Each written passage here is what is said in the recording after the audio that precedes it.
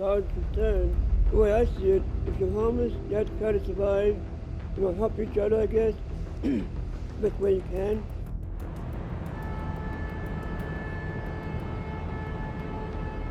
Brutal, cold, a lot of rats running around, but they need a lot of help out here. They need to have first-hand to apartments, first-hand to health facilities, and, you know, legislators and elected officials need to come out here and lay down and sleep and see how they feel.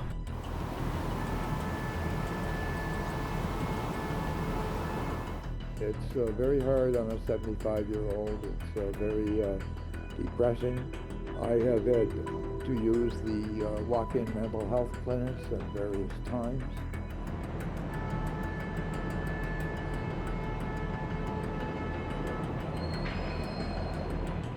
This is all we have. It's the only way we can keep warm.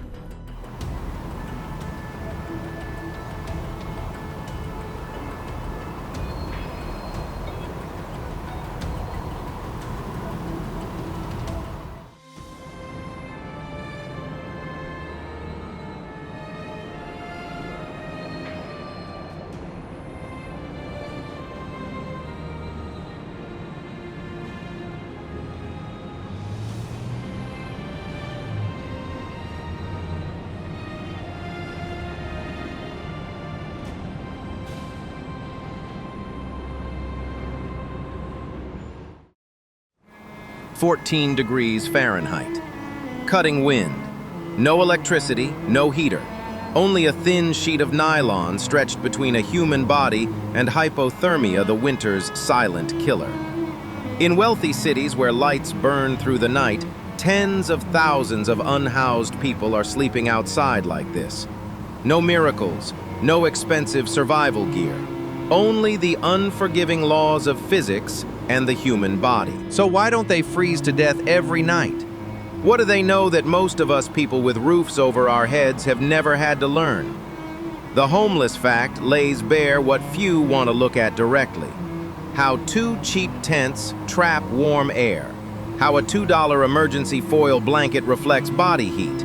How cardboard stops the frozen ground from sucking warmth away. And how survival habits that sound simple decide who is still alive when the sun comes up. This is not camping advice. This is the fragile line between life and death in the cold. If you believe this story needs to be shared, hit like, so the video isn't buried by the algorithm. Subscribe to follow more unfiltered slices of life on the margins of society. And leave a comment. In your view, is this just a survival skill, or a warning about what we have come to accept when people are left to sleep outdoors in freezing weather? The big picture. When cold becomes a test of society. Every winter, the number of unhoused people forced to sleep outdoors rises as temperatures plunge. In many major U.S. cities, thousands cannot access shelters due to overcrowding, strict rules, or simply because there are no beds left. When temperatures fall below dangerous thresholds, cold is no longer an inconvenience. It becomes a direct threat to life.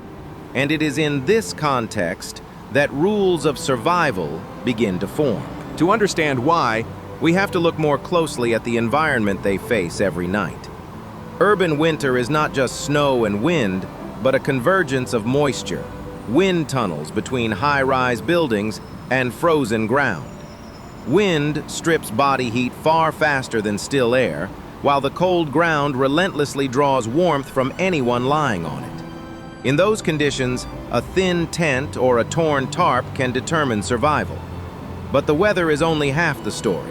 The other half lies in how people adapt when there are no choices left. With no budget and no specialized equipment, unhoused people are forced to understand and exploit the most basic principles of physics: trapping air, blocking wind, and avoiding moisture. From that necessity, solutions that appear crude become the final barrier against death by cold. And from here, the story turns to how they confront brutal weather night after night. when extreme weather becomes the line between life and death. When temperatures drop to dangerous levels, cities enter emergency mode. Warming centers open. Churches, gyms, and community centers keep their lights on through the night. On paper, this is extreme weather response. In reality, it is silent lines of people standing in biting wind, clutching blankets, shoulders shaking from cold and exhaustion. Every door that opens is not a long-term solution. It is just one more night alive. And when that door closes, darkness swallows them again. Not everyone makes it inside. Some arrive too late, when all the beds are gone. Some lack the required paperwork. Some fear losing their belongings if they leave their tent behind. For them, the choice is not between warm and cold, but between staying put and accepting risk, or trading fragile safety for the chance at shelter. In cutting, every small decision carries the weight of a life. But even under a roof, danger does not disappear. Warming centers save lives overnight, but they cannot erase the reality that come morning, people return to sidewalks, underpasses, and parks. Each additional bed is only a brief breath in a long winter. The cold steps back, but the fight is far from over. And it is in that gap that individual human stories begin to emerge. The faces behind the tents. Marcus, 47, was once a mechanic in Denver. 3 years ago, a back injury cost him his job and soon after, his home. During his first winter on the streets, he says he truly believed he wouldn't make it through. The cold doesn't hurt right away, Marcus says. It just slowly makes you sleepy. Today, he lives inside 2 tents nested together, having learned how to conserve heat using nothing but his own body. Not to live better, just to survive the night. But Marcus is not alone. Across another part of the city is Linda, 32, a single mother whose child is staying temporarily with friends. She sleeps in her car, turning the engine on for a few minutes every hour to keep from freezing. Rent rose faster than her wages, and a single sick day was enough to push her out of her apartment. "I'm not homeless because I'm lazy," she says quietly. "I'm homeless because everything collapsed at once." Stories like Linda's are becoming increasingly common. Then there is Robert, a veteran living with PTSD and an old backpack. He knows exactly when the wind shifts, when the temperature crosses into dangerous territory. His battlefield experience helps him survive on the streets, but it does not give him a roof again. And when these faces are placed side by side, a larger question begins to emerge. Systematic roots, when a small slip turns into an abyss. Behind every tent lies a chain of decisions and circumstances rooted in systemic failure. In many U.S. cities, rent has risen faster than wages for more than a decade, while the supply of affordable housing has remained nearly stagnant. For millions of people in the Alice group, those who work consistently but lack sufficient savings, a single shock such as illness, an accident, or job loss can be enough to push them out of their last apartment. And when the social safety net is stretched too thin, that slip offers almost no path back. But housing is only the surface of the problem. Deeper beneath it lies a prolonged crisis in mental health and substance use. Treatment systems lack beds and staff and operate with waiting lists that stretch for months. For people experiencing homelessness, the idea of treatment first, housing later is nearly impossible. At the same time, vulnerable groups, people of color, veterans, people with disabilities, and LGBTQ+ individuals are disproportionately affected due to long-standing historical inequities. These factors do not exist in isolation. They compound one another. When housing, healthcare, and labor policies fail to intersect, the burden of survival falls entirely on the individual. And at that point of policy failure, homelessness is no longer a choice. It becomes an inevitable outcome. From here, the story must turn to how society responds to that outcome. Laws, encampment sweeps, and the policy paradox. As the number of tents grows, the familiar response of many cities is removal. Sweeps, large-scale encampment clearances are carried out under the banners of safety, sanitation, and public order. In press releases, they are framed as efforts to clean up public spaces. In reality, they often unfold as scenes of people packing up their entire lives in minutes or losing vital documents, medications, blankets, and belongings altogether. The problem is simple. Being cleared out does not mean having somewhere to go. Bans on camping, sleeping in vehicles, or the seizure of RVs are enacted in the name of community protection. But without alternative housing options, they merely push people from one street corner to another. Courts may debate legality, but on the ground, the consequences are unmistakable. People experiencing homelessness become more invisible, more unstable, and harder to reach with support. The law manages appearances. It does not address root causes. Some cities have begun experimenting with pod cities, tiny home villages, and temporary shelter sites. These represent progress, but not at a scale that keeps pace with the rate of housing loss. When policy prioritizes clearing over welcoming, the cycle continues. And in the gap between legislation and lived reality, other efforts begin to emerge. Naloxone, the thin line between life and death. Within the harsh landscape of homelessness, there is one detail rarely discussed yet profoundly life-saving: naloxone. This is not a symbol of substance abuse, but an emergency medical tool used by doctors and healthcare workers worldwide to reverse life-threatening respiratory failure caused by opioid overdose. At its core, naloxone functions like an emergency brake, buying the body precious time until medical help arrives. In many major cities, community health organizations have trained residents and outreach workers to recognize signs of overdose and administer naloxone correctly. The goal is not to enable risk, but to reduce preventable deaths. Real-world outcomes show that just a few minutes of timely intervention can save a life, turning tragedy into a second chance. More importantly, naloxone is not a final solution. It merely opens the door for those revived to access treatment, counseling, and long-term medical support. From emergency survival, the story inevitably leads to a larger question. How do we prevent these tragedies from happening in the first place? The final question for all of us. When the snowstorms melt, when the heat waves pass, the tents may be cleared away, but homelessness does not disappear. It simply retreats into the shadows, waiting for the next crisis. What we have just witnessed is not an isolated accident, but the accumulated result of years of slow policy, an out-of-control housing market, and indifference disguised as order. This city, like so many others, is becoming a mirror reflecting the future of America. A future where GDP rises, skylines glow, and yet more and more people sleep outdoors.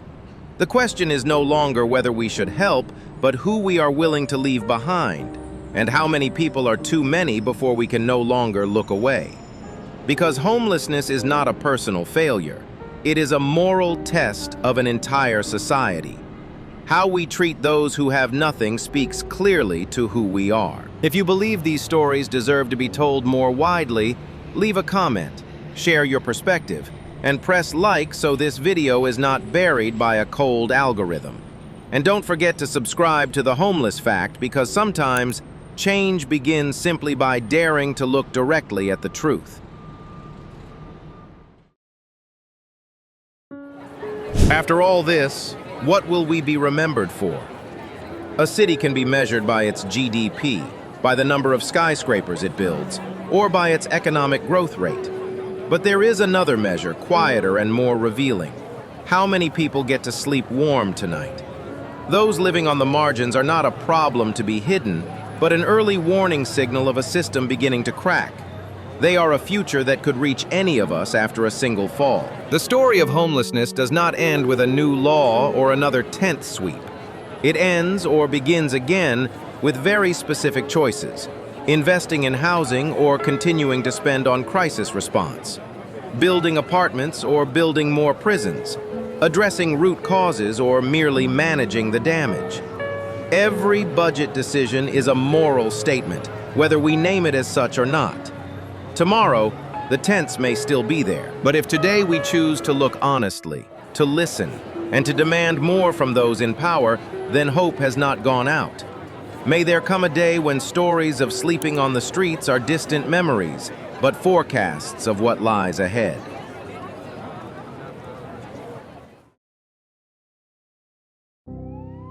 The nameless night and silent prayers.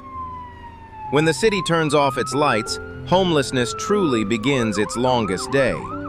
Night has no clock, only wind slipping through torn tents, the fading sound of sirens, and the familiar fear that morning may never come. On frozen sidewalks, people curl inward as a final instinct to stay alive. No one dreams big on nights like these. They only hope to make it through safely. There are prayers spoken without words. A mother praying that her child is sleeping somewhere warmer. A veteran whispering to old memories, hoping the panic will pass. An elderly man counting each breath, afraid that if he sleeps too deeply, his body will not answer the call to wake. These prayers do not appear in official statistics, but they exist every night, denser than the darkness itself. And it is here that the line between a civilized society and abandonment becomes painfully thin. Because if we can turn away from these silent prayers, then tomorrow, whose turn will it be to beg in the dark?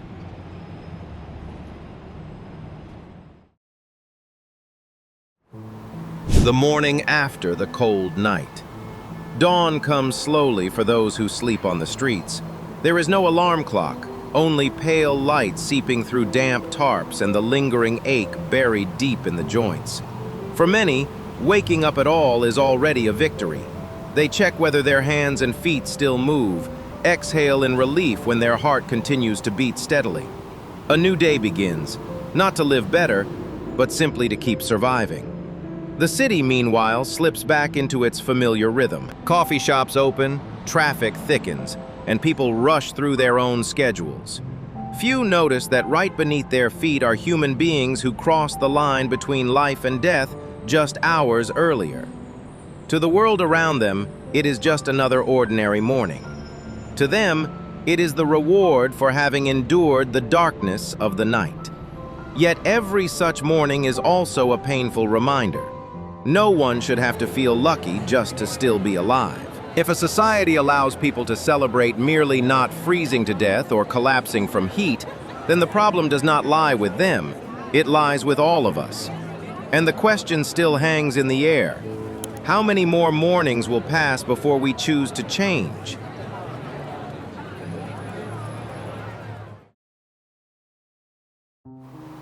When hope becomes a luxury. There is a brief moment right after waking when a person experiencing homelessness forgets where they are. Just a few seconds.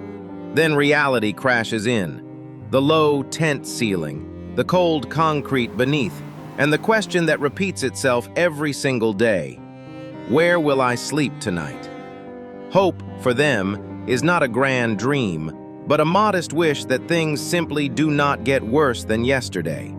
The exhaustion is not only physical, it slowly erodes the spirit. When you must line up for food, retell your life story to strangers, and prove that you are worthy of help, dignity wears thin. Some people stop crying, stop getting angry. They become empty. And emptiness is the most dangerous state of all, because it is when people stop believing that tomorrow can be different. Yet even in that void, a fragile spark sometimes appears. A volunteer who remembers their name, a clean blanket, a simple sentence, "You are not invisible." These small moments do not end homelessness, but they preserve what matters most, the feeling of still being human.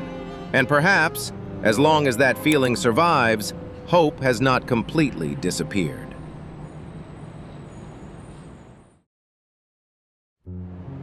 A road that has not closed. Homelessness is not a story that ends in despair. It is a crossroads. From here, society can continue to normalize tents as part of a new normal, or choose the harder path, repairing the systems that pushed people to the margins in the first place. The data, the models, and the solutions already exist. What is missing is not knowledge, but the will to follow through. In many places, a single stable home is enough for someone who once slept outside to return to work, care for their health, and reconnect with family. When housing appears, hope is no longer abstract. It becomes tangible. Every small success story proves the same truth. People are not broken. They simply lack a foothold to stand back up. And perhaps real change does not begin with distant, sweeping decisions, but with a shift in how we see homelessness, not as them, but as us, under different circumstances. When compassion replaces judgment, policy finally has the chance to become humane.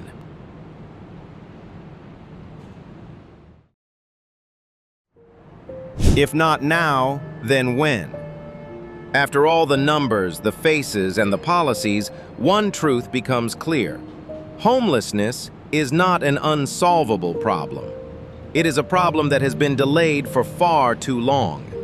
Every year of hesitation means more people slipping off the edge, more children growing up in cars, more elderly people dying quietly in the cold night. In this story, time is not neutral. It always sides with the crisis. Experts agree on one thing: prevention is cheaper than dealing with the aftermath.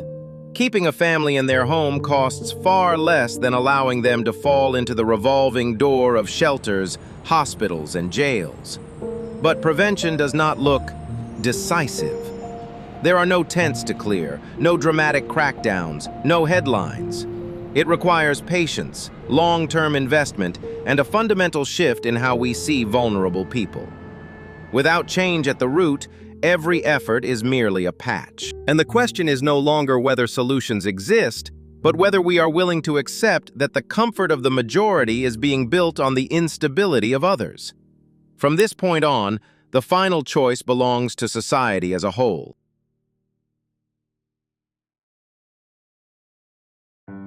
An open end for a more humane future. Tomorrow, the tents may still be there. The next winter may still be brutal, and warming centers may still be overwhelmed. But hope does not lie in everything disappearing overnight. It lies in whether we have begun to move in the right direction. Every door open to housing, every policy that puts people at the center, every gaze free of judgment is a step away from the darkness. History will not only ask how wealthy we became, but how we treated those who were the most vulnerable. And perhaps a society is only truly strong when no one has to consider surviving the night a victory. May people experiencing homelessness no longer be pushed aside in silence, but welcomed with dignity. May the stories of sleeping on the streets one day become distant memories, not warnings of what lies ahead. May compassion prevail over indifference. Amen.